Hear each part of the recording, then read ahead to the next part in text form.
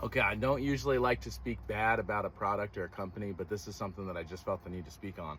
About a year ago, I installed some bump stops into the front of my truck when I got bigger tires because I wanted a stiffer suspension. So I went with the Timbren SES system, and Timbren is a very well-known brand that makes towing and hauling suspension products. And so I trusted them, and I put like over $300 into a kit of these. And I mean, just two of these with the rubber, 315 something bucks plus shipping. And right away when I got the product, I was weary about it because the instructions were incredibly vague. There was nothing specific for my truck. So it almost felt like they were just releasing one or a few different versions of this and just hoping that it fit on every single model. You can go right on their website, you can punch in your truck's info, and this is exactly what they recommended for my truck. But it took forever to install, and there were clearly installation issues that weren't thought about. But nonetheless, I just trusted that it would work, so I put them on my truck.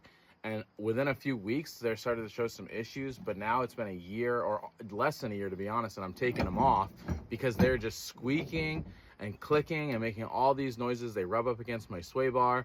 I thought maybe I installed them the wrong direction because the instructions weren't clear, so I went to swap them around. And if I installed them the opposite direction, they'll actually cut into my CV axle boot, so I'm not doing that. I'm just taking them off. Look at this, guys. This is supposed to be round right here. This curve is supposed to continue all the way around. And in just a year, that's how much my sway bar from moving back and forth on this has rubbed that down. And look, the rubber too, it's rubbed the rubber all the way down. I mean, these things are not right to put on your truck. And thankfully, this metal wasn't as hard as my sway bar metal.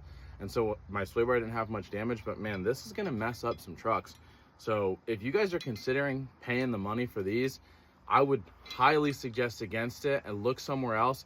Maybe just bite the bullet and get a lift or something like that, because this, though it did do what it said it was gonna do, it increased my suspension height with the plow on by like 1.5 inches.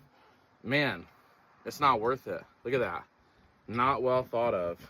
These are not going back on my truck. Highly do not recommend.